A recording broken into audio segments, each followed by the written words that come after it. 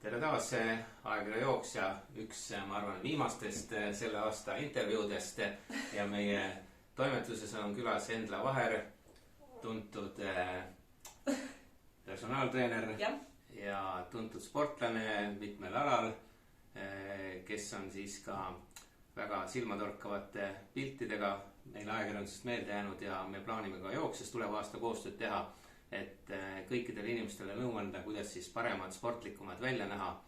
Aga Endla, mõni selline soovitus aasta lõpuks või õigemini uueks aastaks, et nagu teada, inimesed ju ikka räägivad, et uuest aastast algab uus elu, siis kõik plaanivad, alustavad, jaanuaris kõik läheb hästi, ühel hetkel läheb kõik katki. Mida sina soovitad, kui inimene plaane teeb või millest alustada ja kuidas vältida seda, et nii-öelda see protsess nagu pooleli jääks? Kindlasti tuleks lihtsalt rahulikult alustada, et ongi hästi tihti tahetakse suure hurraaga peale minna ja sealt see kõik allamäge hakkab minema. Et võta eesmärgiks esialgu tagasihoidlikud plaanid ja siis sealt edasi saad rahulikult nii-öelda juurde lisada trenne ja nii-öelda eesmärke, et võib-olla see on kõige lihtsam soovitus ja muidugi tuleb alustada. Ega muud midagi. Aga siiski, kui tuleb raske hetk, mida siis teha?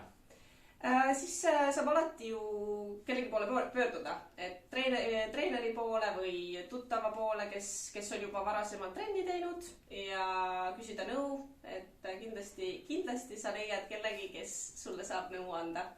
Kindlasti saab nõu ajakirjast Jooksja ja seda eriti uuel aastal. Toome mitmeid uusi rubriike ja anname teile nõu ka, kuidas tervem ja sportlikum olla.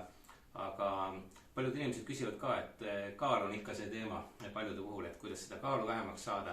See on tähtis nii tervise seisukohast kui ka sportimisel. Mis siis sina ütled, et küsitakse, et kas teha rohkem trenni või vähem süüa? Kõik peab tasakaalus olema, et tuleb teha trenni ja tuleb toituda hästi.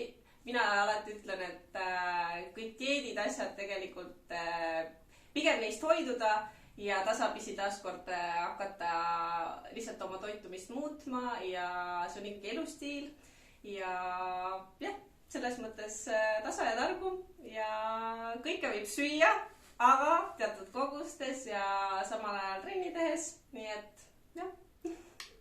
Lihtsad, aga geniaalsed soovitused. Väga lihtsad. Tundub kõik väga lihtne, on ju?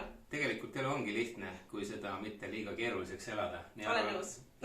Ja arvame meie, soovime teile Endlaga siis meeldivat aasta lõppu, tehke jõukohaseid plaane uueks aastaks ja uuel aastal kohtume siis taas ajakirja Jooksja vahendusel ja anname teile Endlaga koos nõu, kuidas sportlikum ja tervem ja parem inimene olla. Ilusat vana aasta lõppu!